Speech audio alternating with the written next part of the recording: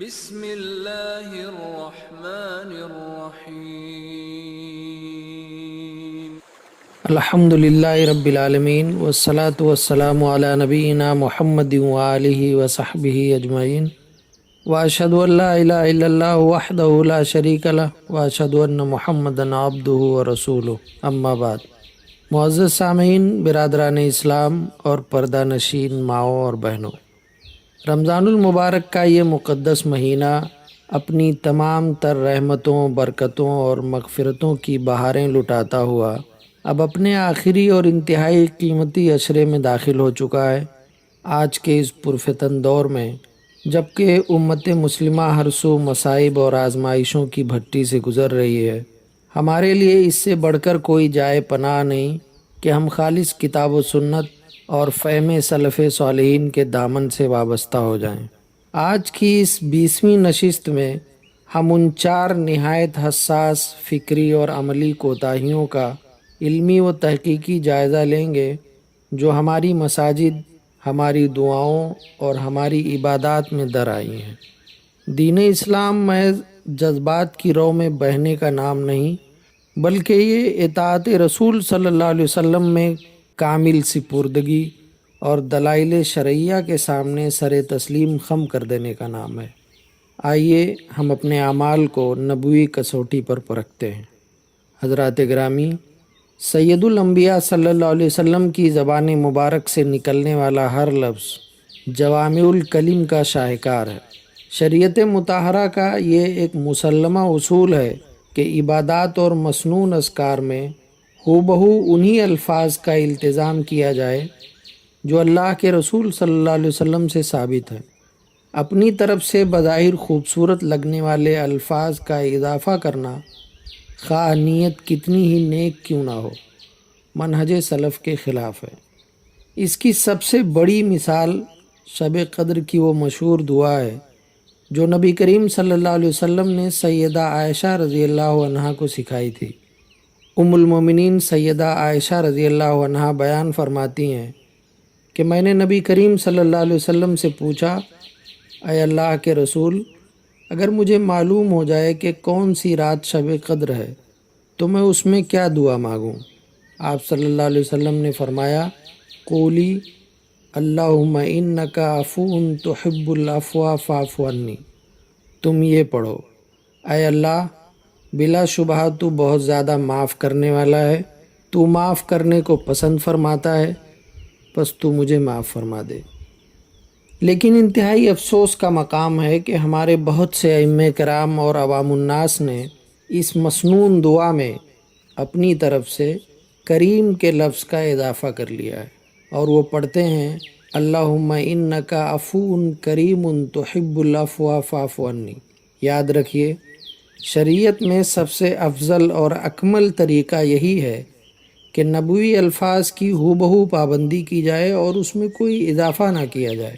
بعض اہل علم نے لفظ کریم کی زیادتی کو صراحتاً ضعیف قرار دیا ہے، اگرچہ یہ کہا جاتا ہے کہ امام ترمذی رحمہ اللہ نے اسے روایت کیا ہے۔ جی ہاں، امام ترمذی رحمہ اللہ نے اسے روایت تو کیا ہے، لیکن اصول حدیث کی روح سے اس مخصوص لفظ کریم کی زیادتی میں ضعف پایا جاتا ہے، لہذا مسجد کے امام اور ہر مسلمان کے لیے لائق ترجیح اور ضروری ہے کہ وہ قنوت میں یا انفرادی طور پر انہی ثابت شدہ نبوی الفاظ کی جستجو اور پابندی کرے جن میں کامل برکت پوشیدہ ہے۔ میرے دینی بھائیوں، امامت ایک امانت ہے اور امام پوری جماعت کا سفیر بن کر اللہ کے حضور کھڑا ہوتا ہے، لیکن بحمداللہ یہ خامی اگرچہ کم ہے، مگر بعض مساجد میں یہ مشاہدہ کیا گیا ہے کہ امام صاحب دعائے قنوت کے دوران ثنا اور دعا میں صیغہ متکلم واحد یعنی صرف اپنے لیے میں اور مجھے کے الفاظ استعمال کرتے ہیں۔ مثلاً وہ پڑھتے ہیں، اللہم اہدنی فیمن ہدیت۔ شریعت اسلامیہ کی نگاہ میں امام کے لیے ایسا کرنا ہرگز لائق نہیں، کیونکہ وہ نماز صرف اس کی ذات کی نہیں بلکہ پوری جماعت کی ہے، اور وہ دعا بھی صرف اس کے لیے نہیں بلکہ اس کے اور اس کے پیچھے کھڑے تمام مقتدیوں کے لیے ہے۔ اس باب میں امام ترمذی رحمہ اللہ نے اپنی سنن میں ایک مستقل باب قائم کیا ہے۔ باب ما جاء فی کراہیت ان یخص الامام نفسہ بالدعاء۔ یہ باب اس بیان میں ہے کہ امام کا دعا میں صرف اپنی ذات کو خاص کرنا مکروہ ہے۔ پھر آپ نے اپنی سند کے ساتھ نبی کریم صلی اللہ علیہ وسلم کا یہ فرمان نقل کیا ہے، وَلَا يَؤُمَّ قَوْمًا فَيَخُصَّ نَفْسَهُ بِدَعْوَةٍ دُونَهُمْ، اور کوئی شخص کسی قوم کی امامت نہ کرائے کہ پھر وہ ان مقتدیوں کو چھوڑ کر صرف اپنے لیے خاص دعا کرے۔ امام ابن القیم رحمہ اللہ جو علم و حکمت کے بحر بے کراں ہیں، اپنے عظیم الشان استاد کا فتویٰ نقل کرتے ہوئے فرماتے ہیں، وَسَمِعْتُ شیخ الاسلام ابن تیمیۃ یقول هذا الحدیث عندی فی الدعاء الذی یدعو به الامام لنفسه وللمامومین ویشترکون فیہ کدعاء القنوت ونحوہ۔ اور میں نے شیخ الاسلام امام ابن تیمیہ رحمہ اللہ کو یہ فرماتے ہوئے سنا کہ میرے نزدیک یہ حدیث اس دعا کے بارے میں ہے جو امام اپنے لیے اور مقتدیوں کے لیے مانگتا ہے، اور جس میں وہ سب شریک ہوتے ہیں، جیسا کہ دعائے قنوت وغیرہ۔ البتہ اگر امام نماز سے باہر انفرادی طور پر اپنے لیے دعا کر رہا ہے تو وہ جو چاہے مانگے، بشرطے کہ وہ دعا میں حد سے تجاوز نہ کرے۔ اسی اصول کو فقہائے سلف نے کیسے بیان فرمایا ہے؟ امام البغوی رحمہ اللہ فرماتے ہیں، وَإِن كَانَ إِمَامًا فَيَذْكُرُ بِلَفْظِ الْجَمْعِ اللَّهُمَّ اهْدِنَا وَعَافِنَا وَتَوَلَّنَا وَبَارِكْ لَنَا وَقِنَا وَلَا يَخُصُّ نَفْسَهُ بِالدُّعَاء۔ اور اگر دعا کرنے والا امام ہو تو وہ جمع کے صیغے کے ساتھ پڑھے، اے اللہ ہمیں ہدایت دے، ہمیں عافیت دے، ہمارا کارساز بن جا، ہمارے لیے برکت عطا فرما اور ہمیں بچا لے، اور وہ دعا میں اپنی ذات کو خاص نہ کرے۔ دور حاضر کے عظیم مفتی شیخ عبدالعزیز بن باز رحمہ اللہ اس کی تائید میں فرماتے ہیں، یدعو بصیغۃ الجمع فیقول اللہم اہدنا فیمن ہدیت الی آخرہ لأنہ یدعو لنفسہ وللمؤمنین۔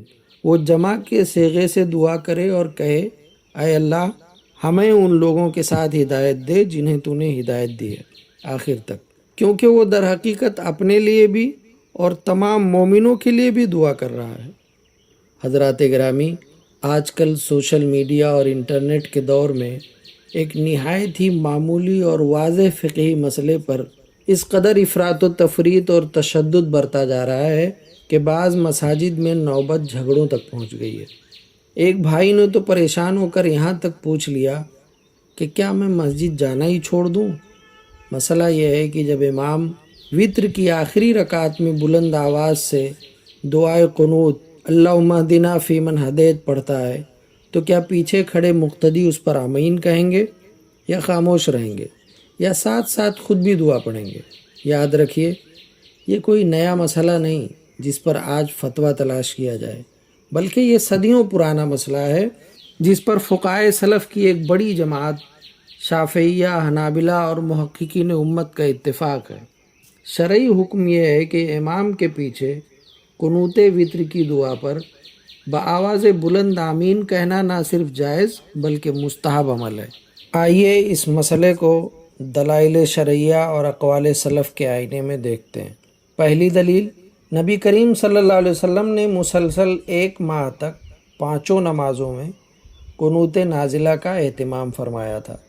سیدنا عبداللہ ابن عباس رضی اللہ عنہما اس کی کیفیت بیان کرتے ہوئے فرماتے ہیں، اذا قال سمع اللہ لمن حمدہ من الرکعۃ الآخرہ ویؤمن من خلفہ۔ جب آپ صلی اللہ علیہ وسلم آخری رکعت میں رکوع سے اٹھ کر سمع اللہ لمن حمدہ کہتے اور کفار کے خلاف دعا فرماتے تو آپ صلی اللہ علیہ وسلم کے پیچھے والے تمام صحابہ کرام اس پر آمین کہتے تھے۔ اگرچہ یہ حدیث قنوت نازلہ کے بارے میں ہے، لیکن امام نووی رحمہ اللہ اور دیگر کبار علماء فرماتے ہیں کہ قنوت وتر اور قنوت نازلہ دونوں ہی دعائیہ کلمات پر مشتمل ہیں اور نماز کی آخری رکعت میں ادا کیے جاتے ہیں۔ لہذا اس قطعی دلیل سے ثابت ہوا کہ جب امام بلند آواز سے قنوت پڑھے گا تو مقتدی بآواز بلند آمین کہیں گے۔ دوسری دلیل، کتب تاریخ میں مشہور تابعی بزرگ امام ابو ایوب السختیانی رحمہ اللہ کے متعلق منقول ہے کہ وہ رمضان المبارک میں مساجد میں امامت کرایا کرتے تھے، اور جب وہ وتر کی قنوت پڑھتے تو وہ یؤمن من خلفہ، اور ان کے پیچھے نماز ادا کرنے والے مقتدی ان کی دعا پر آمین کہتے تھے۔ تیسری دلیل، امام ابن القیم رحمہ اللہ نقل فرماتے ہیں، سئل احمد عن رجل یقنط فی بیتہ ایوجبہ ان یجہر بالدعاء فی القنوت او یسر، فقال یسر، قیل لما، قال وذلك ان الامام انما یجہر لیؤمن المامون۔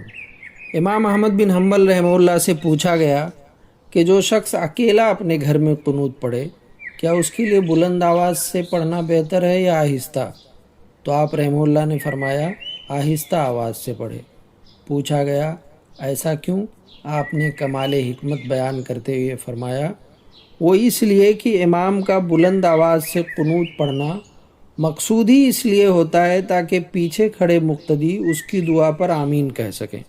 چوتھی دلیل، فقہ حنبلی کے مایہ ناز امام ابن قدامہ رحمہ اللہ فرماتے ہیں، اذا اخذ الامام فی القنوت امن من خلفہ لا نعلم فیہ خلافا۔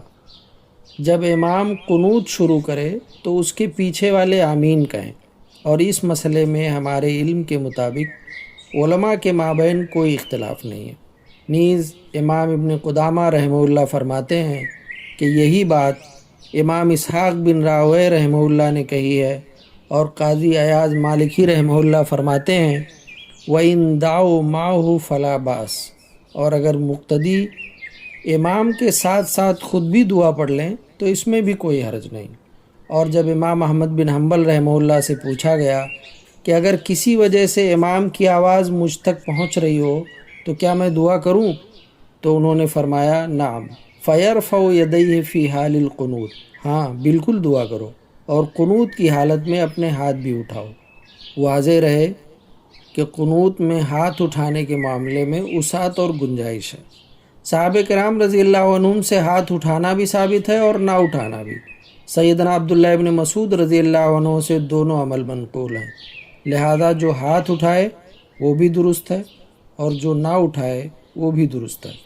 اس جیسے اجتہادی اور وسعت والے مسئلے پر امت میں پھوٹ ڈالنا اور فتوی بازی کرنا کسی صورت جائز نہیں۔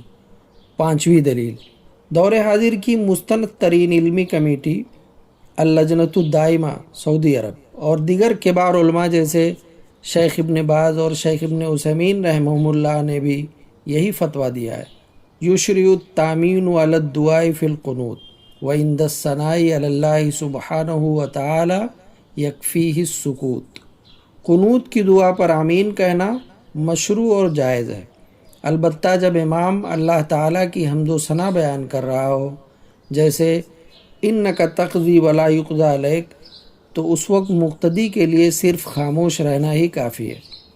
محدث عصر علامہ ناصر الدین البانی رحمہ اللہ سے جب اس بارے میں پوچھا گیا تو آپ نے کتنا شاندار، جامع اور مختصر جواب دیا۔ فرمایا یؤمن فی موضع الدعاء ویسکت فی موضع الثناء علی اللہ۔ مقتدی اس مقام پر آمین کہے گا جہاں قنوت میں دعا مانگی جا رہی ہو، اور اس مقام پر خاموش رہے گا جہاں اللہ کی ثنا اور بڑائی بیان کی جا رہی ہو۔ اسلامی ماؤں، بہنوں اور بھائیوں، رمضان المبارک کے ہر آخری عشرے میں ایک انتہائی افسوسناک مشاہدہ سامنے آتا ہے، اور وہ ہے جفت راتوں میں امت کی کھلی غفلت۔ ہم دیکھتے ہیں کہ 22ویں، 24ویں، 26ویں، 28ویں اور 30ویں رات کو بہت سے لوگ نماز تراویح اور قیام اللیل ترک کر دیتے ہیں، اور صرف طاق راتوں یعنی 21ویں، 23ویں، 25ویں، 27ویں اور 29ویں رات کا اہتمام کرتے ہیں۔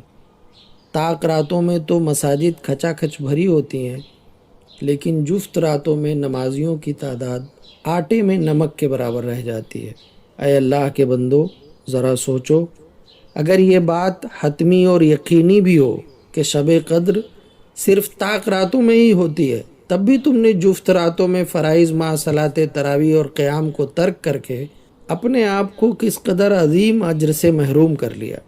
اور اگر یہ سوال کیا جائے کہ بعض اہل علم کی تحقیق کے مطابق بسا اوقات مہینے کی گنتی کے حساب سے جو رات ہمیں جفت لگ رہی ہوتی ہے، حقیقت میں اللہ کے ہاں وہی طاق رات ہوتی ہے اور اسی رات میں شب قدر ہونے کی پوری امید ہوتی ہے، تو پھر اس غفلت کا انجام کیا ہوگا؟ یقیناً یہ خسارے کا سودا ہے۔ ہمیں ان موسمی اور حسابی قیاس آرائیوں میں پڑنے کے بجائے اس ذات گرامی صلی اللہ علیہ وسلم کے اسوہ کو دیکھنا چاہیے جو انسانیت کے سب سے بڑے خیر خواہ تھے۔ نبی کریم صلی اللہ علیہ وسلم کا مبارک طریقہ یہ تھا کہ جب آخری عشرہ داخل ہوتا تو آپ صلی اللہ علیہ وسلم اپنا تہبند کس لیتے، اپنی راتوں کو مکمل طور پر زندہ رکھتے اور اپنے اہل خانہ کو بھی بیدار فرماتے۔ امام مسلم رحمہ اللہ نے روایت کیا ہے کہ ام المومنین سیدہ عائشہ رضی اللہ عنہ فرماتی ہیں، کانا یجتہد فی العشر الاواخر ما لا یجتہد فی غیرہ۔ رسول اللہ صلی اللہ علیہ وسلم آخری عشرے میں عبادت کے لیے اتنی شدید محنت اور مجاہدہ فرماتے تھے جتنا مجاہدہ آپ صلی اللہ علیہ وسلم اس کے علاوہ دیگر ایام میں نہیں کرتے تھے۔ کیا آپ صلی اللہ علیہ وسلم نے طاق اور جفت میں کوئی فرق کیا؟ ہرگز نہیں۔ آپ صلی اللہ علیہ وسلم کا اجتہاد اور محنت پورے عشرے کی ہر رات میں برابر ہوتی تھی۔ لہذا اے معزز حضرات، ہم سب پر لازم ہے کہ ہم ان تمام راتوں میں مجاہدہ کرنے کی بھرپور حرص کریں۔ یہ گنتی کے چند دن ہیں لیکن ان کا اجر بے حساب ہے۔ خوش نصیب اور قابل رشک ہے وہ شخص جس نے ان تمام راتوں میں محنت کی، اور سخت خسارے اور گھاٹے میں ہے وہ شخص جس نے ان میں تفریط اور سستی سے کام لیا۔ میرے بھائیوں اور بزرگوں، آج کی اس پرمغز مجلس کا نچوڑ یہ ہے کہ ہم اپنی دعاؤں کو خود ساختہ الفاظ اور اضافوں سے پاک کریں اور خالص مسنون الفاظ کے نور سے اپنے دلوں کو منور کریں۔ ہمارے ائمہ کرام پر لازم ہے کہ وہ محراب میں کھڑے ہو کر اپنی ذات کو دعاؤں میں خاص کرنے کے بجائے پوری امت اور اپنے پیچھے کھڑے مقتدیوں کو اس کار خیر میں شامل کریں۔ رمضان کے ان آخری ایام میں چاہے رات جفت ہو یا طاق، ہمیں کسی ایک رات بھی مصلی سے جدا نہیں ہونا۔ اور سب سے اہم بات یہ کہ قنوت وتر میں امام کی دعا پر آمین کہنا بالکل برحق اور سلف صالحین کا اجماعی اور مستحب عمل ہے۔ یاد رکھیے، ہم سب اہل حدیث ہیں، اور اہل حدیث ہونے کا مطلب محض کسی مخصوص فقہی گروہ کا نام نہیں، بلکہ یہ اس روشن شاہراہ کا نام ہے جس پر چلنے والا ہر معاملے میں قرآن، سنت اور فہم سلف کی اتباع کرتا ہے۔ ہم اندھی تقلید نہیں کرتے بلکہ کتاب و سنت کے دلائل کے سامنے سر جھکاتے ہیں۔ پس جب دلائل شرعیہ اور آثار صحابہ سے ایک بات روز روشن کی طرح عیاں ہو گئی تو پھر تعصب اور جہالت کی بنیاد پر جھگڑے کرنا اہل حدیث کے شایان شان نہیں۔ ہم پر لازم ہے کہ ہم اسی منہج سلف کو اپنائیں جس میں دین کی سلامتی اور دنیا کی بھلائی ہے۔ آئیے آج ہم اپنے پروردگار کی بارگاہ میں انتہائی خضوع اور انکساری کے ساتھ دستے بدعا ہوں۔ اے ہمارے رحیم و کریم پروردگار، ہم تجھ سے سوال کرتے ہیں کہ ہمارے دلوں کو دین کا سچا فہم، تفقہ اور منہج سلف صالحین کی خالص اتباع عطا فرما۔ اے اللہ، رمضان المبارک کی جو مبارک ساعتیں باقی رہ گئی ہیں ان میں ہمیں کما حقہ قیام، سیام اور تیری عبادت میں کڑی محنت کرنے کی توفیق عطا فرما۔ اے رب ذوالجلال، ہمیں ان لوگوں میں شامل فرما جو تیرے حبیب صلی اللہ علیہ وسلم کی سنتوں کو سینے سے لگاتے ہیں، جو دعاؤں کے مسنون آداب کی رعایت کرتے ہیں اور جو باہمی اختلافات میں شدت پسندی کے بجائے علمی وسعت اور حلم کا مظاہرہ کرتے ہیں۔ اے اللہ، پوری دنیا میں بالخصوص خطۂ فلسطین اور دیگر مقامات پر مسلمانوں پر جو ظلم کے پہاڑ توڑے جا رہے ہیں، اپنی غیبی نصرت سے ان کی مدد فرما، ہمارے گناہوں کو بخش دے، ہماری مساجد کو آباد رکھ اور ہمیں روز قیامت انبیاء، صدیقین اور شہداء کی معیت نصیب فرما۔ وصلی اللہ علی نبینا محمد وعلی آلہ وصحبہ اجمعین۔